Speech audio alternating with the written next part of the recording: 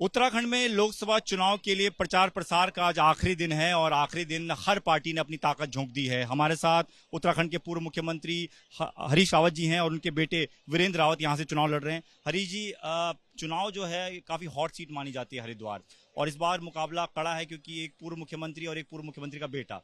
आप किस नजरिए से देखते हैं? आपने तो बहुत चुनाव देखे। देखिए, ये चुनाव जनता की भावना का चुनाव होता है। जनता क्या सोच रही है इस समय।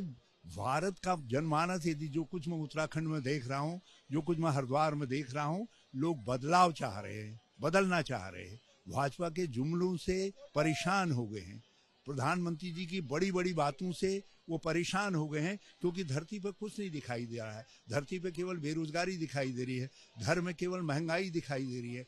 महिला को मातृशक्ति कहते हैं, मगर महिला निरंतर अत्याचार महिलाओं के ऊपर बढ़ रहे हैं। अंकिता भंडारी हत्याकांड उसका ज्वलंत उदाहरण है, और इसी तरीके के बहुत सारे और भी मामले हैं जिसमें आज लोगों को ये चिंता है कि कहीं ऐसा न हो कि ये बड़े बहुमत के साथ सत्ता में आए तो ये संविधान न बदल दें। ये इनको कभी बाबा साहब अम्बेडकर का बनाया संविधान पसंद नहीं आया।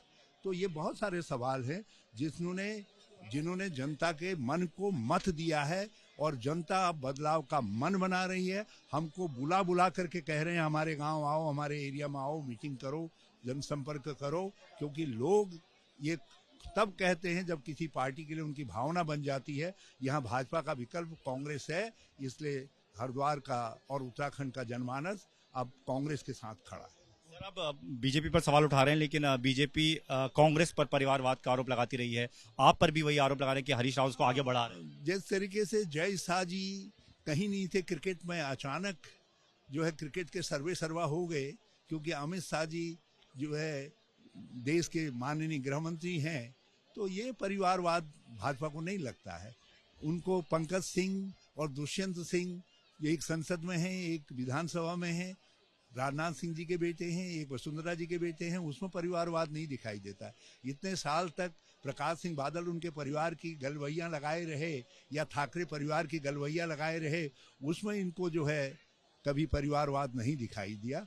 हाँ, मेरे बेटे जो हैं 25 साल से कांग्रेस के कार्यकर्ता के रूप में काम कर रहे हैं, और 15 साल से हरिद्वार के अंदर छाया की तरीके से मेरे साथ खड़े हैं, काम कर रहे हैं, जनता की सेवा कर रहे हैं। उसमें भाजपा को परिवारवाद नजर आ रहा है। इसको कांग्रेस कार्यकर्तावाद में विश्वास करती है, इसलिए 25 साल के अपने कार्यकर्ता को कांग्रेस ने वोट टिकट दिया है। हाँ, उनके लिए ये एक फायदे की बात हो सकती है कि वो हरीश रावत के बेटे हैं, क्योंकि हरीश रावत यहाँ का सुपरिचित नाम है। हरीश जी, आप अभी कुछ लोगों से बात करते हैं, डर की बात करते हैं। हरीश जी को किस बात का डर सता रहा है?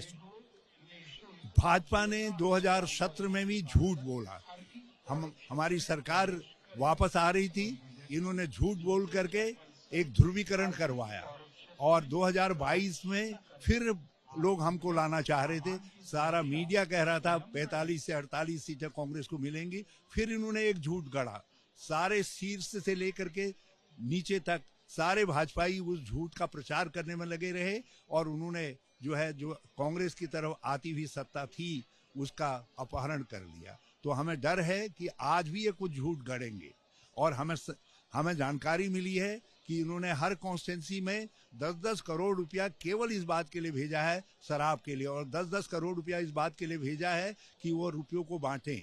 तो ये रुपये और शराब के जरिए और झूठ के जरिए फिर से कहीं ऐसा न हो कि जनमत को बदलने की कोशिश करें, उसके प्रति जो है हम लोगों को सावधान कर रहे हैं कि सावधान, कहीं पर कोई झोला छाप भाजपाई दिखाई दे तो ये समझ लो वो रुपया बांटने आया है या शराब बांटने आया है। ओपिनियन पोल के नतीजे भी 5 सीटें जो हैं वो भाजपा के नाम दिखा रहे हैं। आपको लगता है कि कहीं कोई कसर रह गई? ये पुराना ओपिनियन पोल है।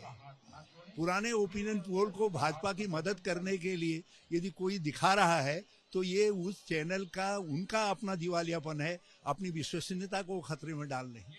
एक आखिरी सवाल, 2 बार से चुने हुए सांसद को बदलना पड़ा भाजपा को, क्या लगता है एंटी इनकम्बेंसी हावी थी, या फिर हरीश रावत के बेटे थे, हरीश रावत का चेहरा?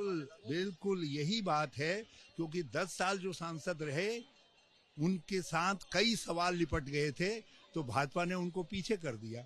और ऐसे व्यक्ति को जो है उम्मीदवार बना करके लाए जिसको 3 साल 8 महीने मुख्यमंत्री रहने के बाद उनको हटाना पड़ा, मुख्यमंत्री के लायक नहीं समझा गया क्योंकि वो चुनाव जिताने में सक्षम नहीं थे। उनको हरिद्वार के ऊपर थोपने का काम कर रहे हैं। लोग ये कह रहे हैं कि चर्चिया यार किसके, चर्चिया मतलब जो दम लगाने वाले होते हैं, चर्चिया यार किसके दम लगाई खिसके। तो ये भाजपाई जो है चर्चिया हैं, सांप्रदायिकता के चर्चिया हैं और दम लगाते हैं। पहले एक को आगे करते हैं, फिर उसको पीछे कर देते हैं, फिर नए को लेकर के आ जाते हैं। हर बार चेहरा बदल करके लोगों को ठगने का काम करते हैं। धन्यवाद सर, बहुत बहुत धन्यवाद। तो हरीश रावत जो हैं पूर्व मुख्यमंत्री उत्तराखंड के, जो यहाँ पर आखिरी दिन के प्रचार प्रसार में लगे हुए हैं और उनके बेटे वीरेंद्र रावत चुनाव लड़ रहे हैं। उनका सीधे तौर पर बड़ा आरोप भाजपा पर कि इस हरीश रावत का कहना है कि उनको डर सता रहा है कि भाजपा जो है वो ध्रुवीकरण का काम कर सकती है, पैसे बांटे जा रहे हैं, शराब बांटी जा रही है, जो अक्सर कांग्रेस आरोप लगाती रही है उत्तराखंड में बीजेपी पर। उनका कहना है कि इस दम पर बीजेपी चुनाव जीतने की कोशिश कर रही है, लेकिन उनका कहना है कि उनके साथ जनता है और उन्होंने जो काम किए थे अपने मुख्यमंत्री रहते हुए, उस कामों के भरोसे वो चुनाव जरूर जीतेंगे। कैमरा मनोज कुमार के साथ दीपक सिंह रावत, एबीपी न्यूज, हरिद्वार।